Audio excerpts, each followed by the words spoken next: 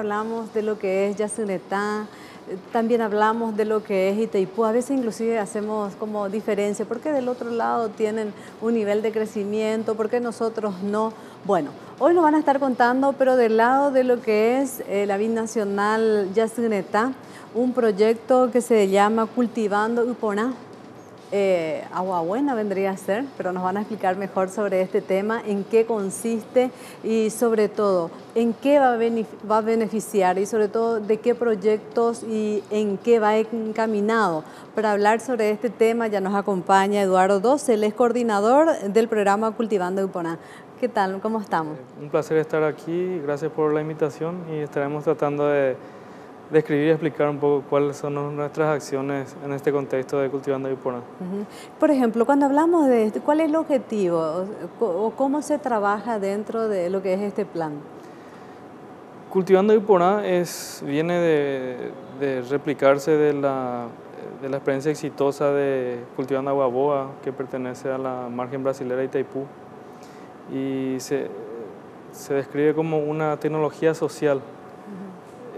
Se busca mejorar la realidad social y ambiental de las microcuencas a través de un cambio en el ser, en el sentir y el consumir. Es tratar de cambiar la cultura, o sea, que a través de un proceso de sensibilización sea la propia gente la que genera el cambio en sus comunidades.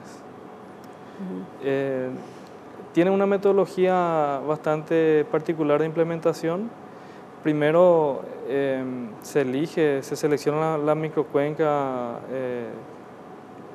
dentro del área de influencia y luego se hace un mapeo social. ¿Cuáles son los actores sociales de las microcuencas?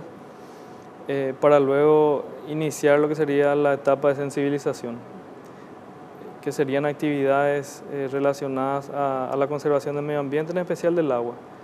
Y se organizan eventos culturales, deportivos, charlas de educación ambiental, tratando de llegar a la mayor cantidad de gente posible. Una vez finalizado esta etapa de sensibilización, se hacen diagnósticos participativos que se conocen como talleres del futuro. Esta acción consiste en los núcleos poblacionales de la microcuenca. Se utiliza esta herramienta, se divide en tres partes. La primera es el muro de los lamentos. Se le pide a las personas que traten de expresar todo lo que no les gusta de su localidad, de su barrio, de la microcuenca.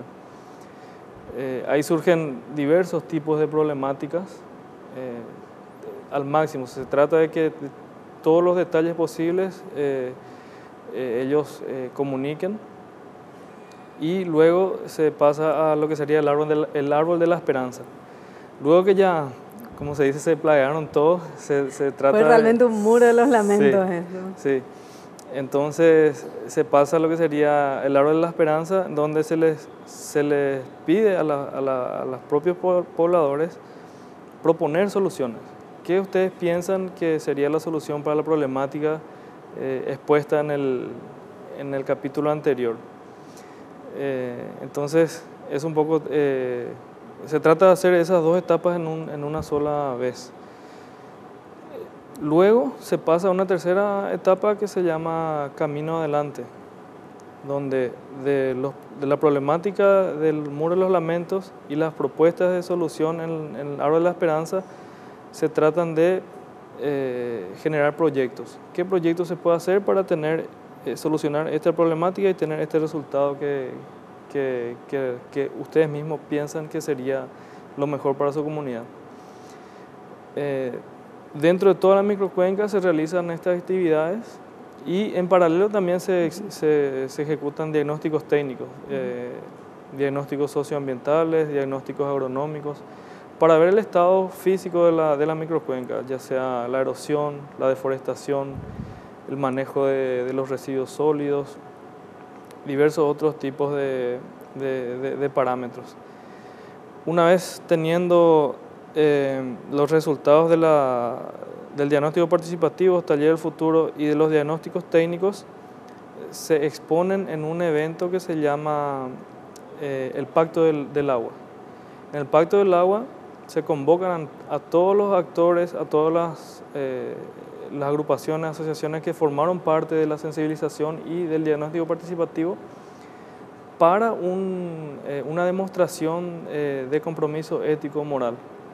Se exponen todos los resultados de estos diagnósticos y se hace como se hacen demostraciones en base al agua, la tierra y los seres vivos. Sería como un compromiso moral de la comunidad a llevar adelante esos proyectos que ellos mismos propusieron. Supongo que es diferente cuando usted dice el muro de los lamentos, después qué vamos a hacer y en la práctica también, porque llevar, o sea, con gente entendida, porque a veces yo puedo tener un proyecto y realmente no es muy real o no es muy aplicable en esa zona. Entonces es diferente, pero también hay que entender que los procesos son un poco más largos, ¿no? Sí. En ese sentido, siempre se trata de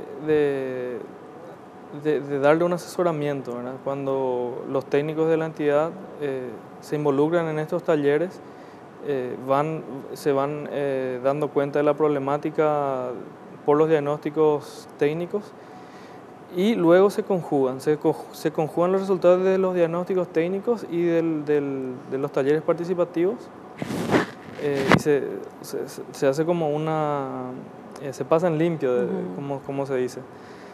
Luego del Pacto de las Aguas, lo que viene en consiguiente es la firma de convenios y acuerdos formales. Y esta es la parte más importante, ya que no es solamente la entidad binacional Yacyretá la que se compromete a llevar adelante estos proyectos, sino como es una distribución de responsabilidades entre los diversos actores de las microcuencas, donde puedes encontrar instituciones públicas, ONGs, la municipalidad misma.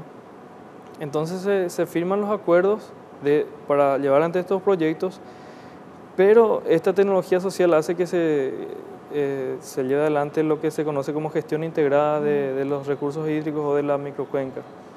Entonces se da un porcentaje, cumple esta institución, un porcentaje de la entidad y así sucesivamente. De ahí parte la segunda fase, que es la ejecución de proyectos. Pero se denota una participación de la gente porque se les pregunta a ellos mismos sobre los problemas y se les pide a ellos propuestas de ejecución de proyectos para soluciones. Entonces, partiendo de la gente, esta estrategia piensa, ¿verdad?, que se va a tener una continuidad. Va a ser sostenible porque viene de la misma comunidad. Claro, porque es distinto que venga una cooperación de un ministerio internacional a ejecutar un proyecto que ellos mismos diagnosticaron y le dan una solución, ¿verdad? Y en la gente no queda nada, entonces... Termina el proyecto, se van todos y termina ahí también, ¿no? Claro. O sea, no se empodera la gente. Así mismo, entonces generar ese cambio en el pensamiento en la gente es el principio central de lo que es la estrategia Cultivando Iporá, Agua Buena.